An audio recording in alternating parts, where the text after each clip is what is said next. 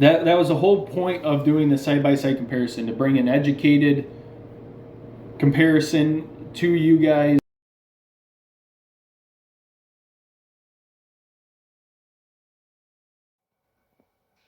Hey everyone, welcome back to Blakeslee Acres. I'm Joe.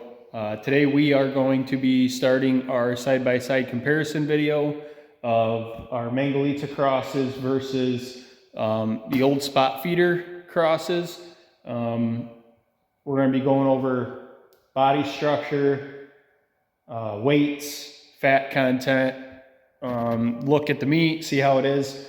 Now, it's not going to be quite a fair side-by-side comparison because the only two that I had left was the runt of the litter of the old spot and this last Mangalitsa cross, which he wasn't a run or nothing.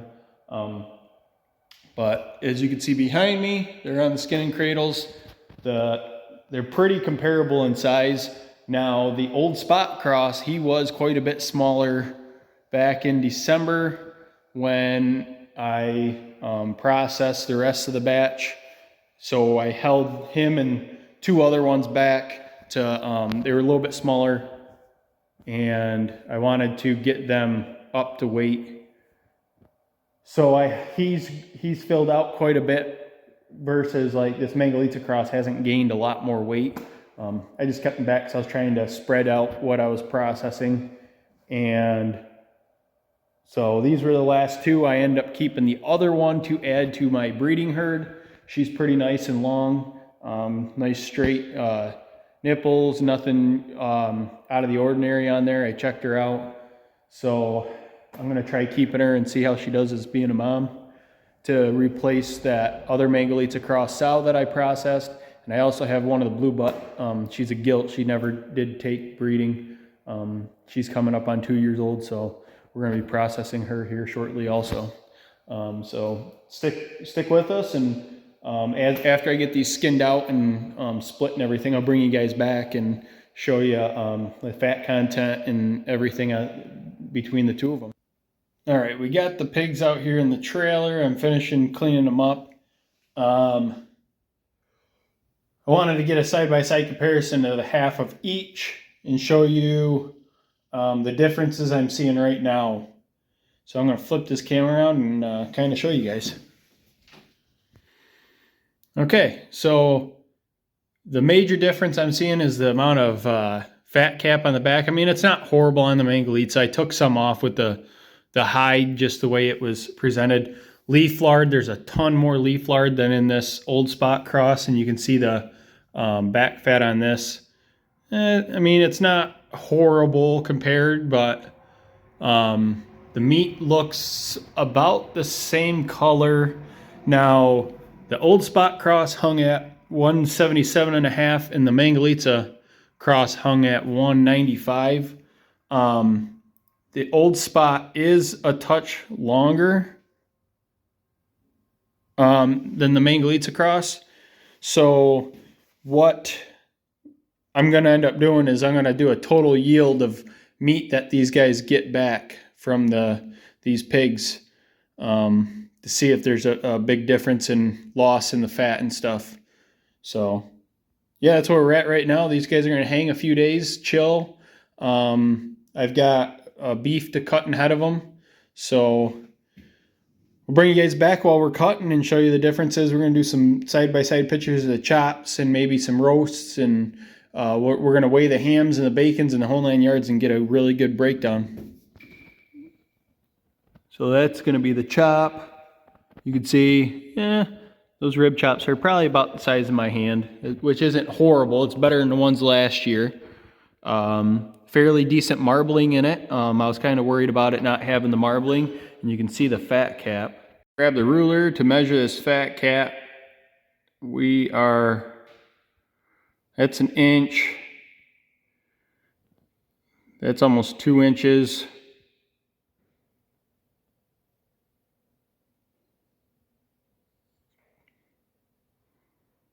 That's a little over an inch. So to be honest, I mean, right across the back, it's a little bit, it kind of comes and goes with what I had taken off with the hide. I tried keeping as much on here to give an accurate reading. So we'll say 1.25 inches to 1.5 inches on this. just to be on the safe side across the whole thing. You can also see the ham here. It's roughly an inch. It's an inch and a half. So inch and a quarter, inch and a half would be a good. You see, I already took part of the lard out, and that's what kind of held on. So I got to pull that out, the leaf lard. So yeah, bring you guys back, and we're gonna, the next half we do of this one, we're gonna also break down a half of the old spot cross and do a side-by-side comparison also. All right, guys, these are the chops out of that half, and you can see they are fairly small. This is exactly, I mean, the marbling's in it, it's beautiful, but I mean, the rib chops aren't too bad. They're probably, and I don't have huge hands either, so that's it. This is what frustrates me about the Mangalitsa crosses. This guy's 13 months old and 195 hang weight. I've got a half a bucket of fat already, and you know, it is what it is. You're not going to get back as much grind yield out of these pigs either, because most of it's in fat and not hang weight on the meat. So, and you got to be careful of your fat to meat ratio on your grind. Side by side comparison, guys. As you can see, Mangalitsa cross, more fat, less meat. Old spot cross, more meat, less fat. But I can't, it's hard to tell on the hams. Bacons and loin, more meat, less fat. More fat, less meat. They look fairly similar in size. On the meat side.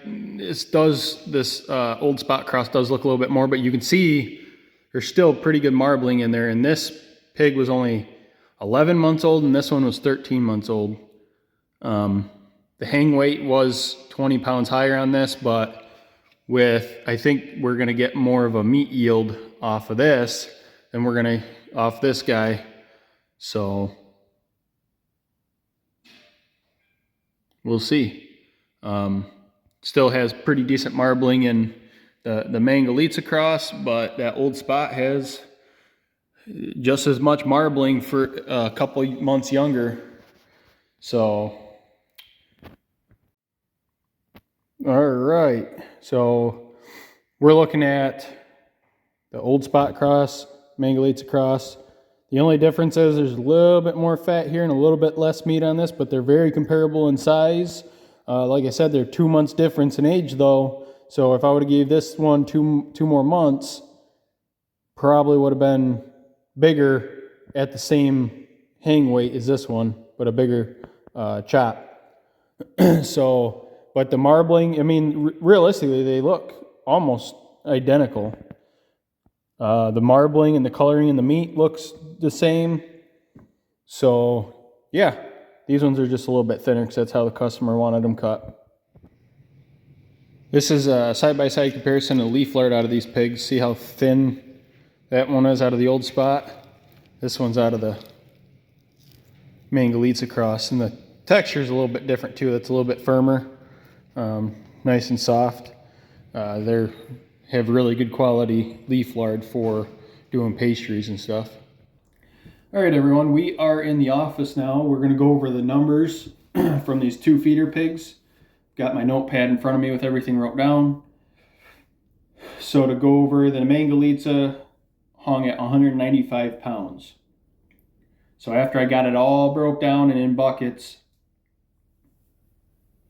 I had 29 pounds of fat, 40 pounds of trim, and 13 pounds of cuts. They wanted a lot more of their cuts into trim because they utilize sausage a lot better. So that's why there's not that many cuts, more trim. They also got 31 pound worth of bacon. That's raw bacon that's not cured yet, and 24.2 pounds of hams. So the original weights on the front shoulders with fat and bone and everything is 25.1. The belly and loin was 46.2, and the ham was 20.5 1.5. That is just for a half of the pig. That's one half of that pig. That's what those weights were. After I got them all cleaned up, it was 18.1 pounds for the front shoulder, 14.3 and 17 pounds for the belly and the loin, and 12.5 pounds for that ham.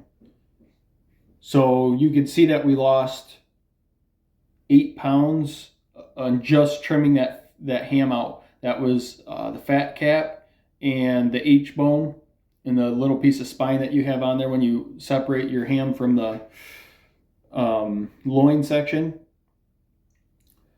So all in all, they got 53 pounds of fresh cuts back. They're getting 31 pounds of bacon, roughly, probably more like 30 pounds after you cure it and smoke it. 24.2 pounds of hams. So that totals 108.2 pounds out of the 195. That works out to about 55% is what they're getting back from the hang weight. Now onto the old spot cross. That hung at 177.5. They ended up with the front shoulder weighed in at 24.3 pounds. This is just a half.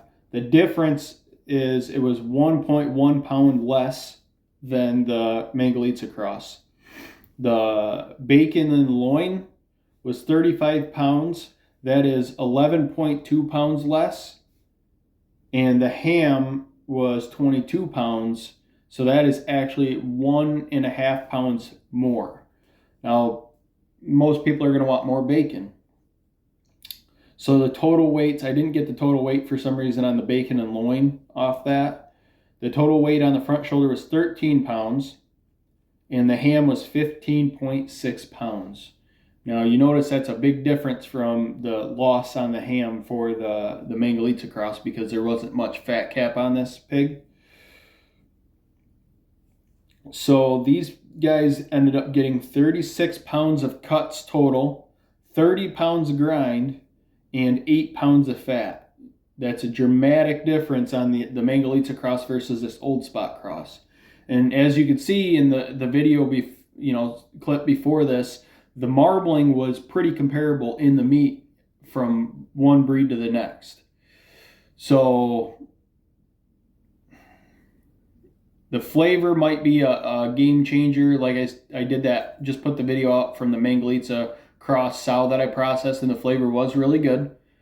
Now, I've had pork from these old spot crosses from another one I processed a couple months back, and they had good flavor to it. Much better than a store-bought flavor you're going to get from anything, of course. These guys were raised out on pasture on good quality feed, and they got plenty of scraps throughout their lifetime here on the farm. So these guys also got 25 pounds of bacon and 31.2 pounds of ham. So the bacon was less than the Mangalitsa cross, but the ham was more. So the total they ended up getting back, now these two split it in half, but the whole pig was 122.2 pounds. Now remember, the hang weight is smaller, so they ended up getting 69% back of total back from their pigs. Neither one of these guys, I think one of these people got the leaf lard back, but nobody took their back fat and nobody took the organs. Now that would be added on to that so that you'd get a higher percentage back from your pig if you take your internal organs, which, remind you, they don't weigh in on the hang weight. So that's all added value back to you because you're getting charged by the hang weight. Now, usually the heart, the liver, kidneys, if you want to utilize them, aren't included in the hang weight. The fat and the leaf lard are. The kidneys usually are too. They're left in there. So really the heart and liver is extra. It's only a couple pounds, but it's a couple pounds that you didn't actually have to pay for, trimmed and packaged for you usually. That's what I do is I slice it and I put it in roughly 1 pound packages. Sometimes you end up with a half pound pack or a little bit over 1 pound packs, depending on how much that liver weighed and trim out. So as you can see, Mangalitsa cross, it hung higher. You only got 55% back out of that pig at an older age. Now this pig's 2 months older than this old spot, and the old spot was the runt of the litter. So if this old spot was the same age as the Mangalitsa and was not the runt of the litter, because the Mangalitsa wasn't the runt. The runt was bought by another individual. They wanted something that was going to grow a little bit slower for them. So you can see how the old spot cross has outperformed that Mangalitsa cross in less time and being the runt of the litter. It's kind of hard to justify if you don't have a good market for your pigs. Now, flavor, marbling, the Mangalitsa people will argue this left and right, and I get that. That sow had amazing flavor, more so than any feeder pig I have raised. Mangalitsa cross or old spot cross. The flavor just isn't there in the feeders for me to make it worth my time and energy to put that much extra time into the Mangalitsa crosses. Now I still have 50% Mangalitsa cross sow. She's an excellent mother. This Mangalitsa cross was out of a 50% Mangalitsa, 50% Idaho pasture pig. Could that affect the weights? Absolutely. The growth rates were smaller. The mothers, that I kept them because they grew faster than the other ones. And the farm that I got them from reached out on my last video, and we discussed some stuff. Super great people, great quality pigs, and those two that I got from them grew out faster than any other Mangalitsa crosses. Their genetics are very good. She says they usually raise them out in 10 to 14 months. I have not processed any of their pigs for them, so I can't speak on fat cap quality left and right. If you're in the Western New York area and you want to get into Mangalitsa crosses, they have a lot of 50% crosses. They run some Berkshire Old Spot. I think there's a little bit of Hampshire in there in the back, way back from some of their original sows. And I think they had some maybe Duroc cross in there also. But the two sows that I had there, they're amazing. Don't get me wrong. One, I think she just got too fat to breed, the one that I processed, which was my own fault. But I couldn't take the time to make her, because she was so much bigger than my other sows, she would push them out of the way and take part of their ration. So to separate her and do everything I had to bring her weight down and all the time that I'd had to put in, it just wasn't worth it. I've got some other genetics I'm bringing in that I really am excited about. That Mangalitsa cross 50% sow on my boar that I have now, which is a Duroc Berkshire cross boar, those last piglets looked like spot on what I'm looking for. I really want to keep a little bit of that Mangalitsa blood. She's an excellent mother. The marbling and the flavor is good. Crossed onto the Berkshire has been really good. I just want you guys to make an informed decision. I just don't want you as new farmers or homesteaders to jump into getting Mangalitsas without being fully aware of the growth rates and stuff like I did. I had heard about them. I heard all the hype. I didn't fully research like I normally do because it was more of a last minute panic type buy when I bought my original Mangalitsa cross feeders, because I could not find feeders that year. It was 2 years ago, so 2022. There was just no feeders to be found, and everything that popped up was selling so fast. I took these ones. They were a pretty decent deal. So that was the whole point of doing the side-by-side comparison, to bring an educated comparison to you guys and give you the numbers that I have off of what I did. Now, these pigs were raised in the same pasture on the same amount of feed per pig.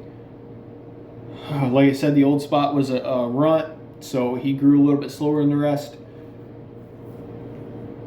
Given this, I think the percentages would have been a lot different, and the old spot cross would have yielded a lot better.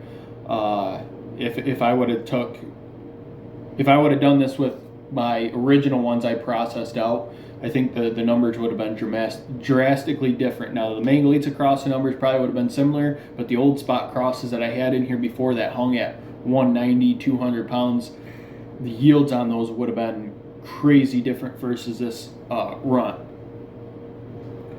I don't want to make this video super long. Any questions, I'm going to keep these numbers. Reach out to me, email me, leave a comment. Email's probably the best to get to me because it comes right to my phone. It notifies me and I can get back to you as soon as possible. The comments, I've been interacting pretty well with people on the comments.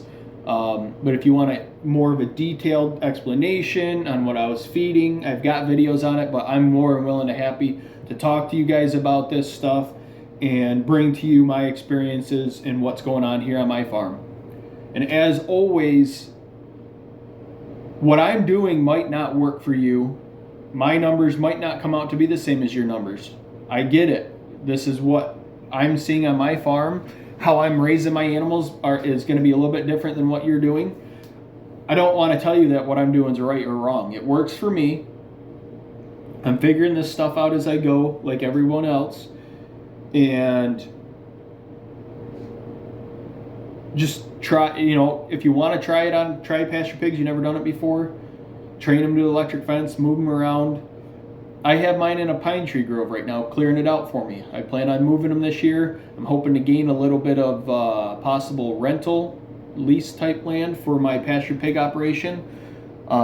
This year we're not going to scale up by any means on the pasture pigs. We're going to put our time and focus on our butcher shop.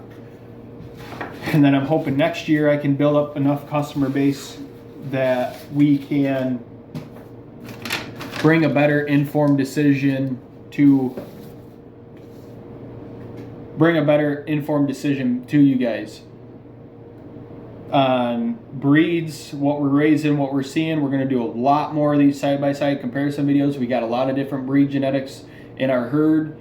I'm super interested to see the numbers and which route is best for us. It's actually been a pretty fun video for me to do. I'm a numbers guy. I love doing numbers, running numbers, figuring out what's working for me and what's not working for me. And I hope that this helped you guys. If you guys could like, comment, subscribe, share, please share. That is a huge help, and commenting on our videos is a huge plus.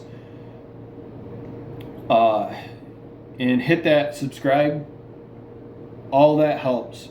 I really appreciate you guys. Click the notification bell too. If you guys are enjoying the videos I'm putting out, I'm trying to get more into educational videos. And once the weather starts warming up, we'll get back more into farm and what we've got going on the farm. Right now, everything's sitting idle. They're in sacrifice pastures, getting fed hay and getting fed every day. Just had a new litter of piglets. They are growing tremendously. They are tanks. Super excited for this litter. I'm almost sad to sell them, but I want to offer these up to some 4-H kids and give them an opportunity to be competitive. Yeah. So, like always, I appreciate you guys watching this video, and I hope to catch you on the next one.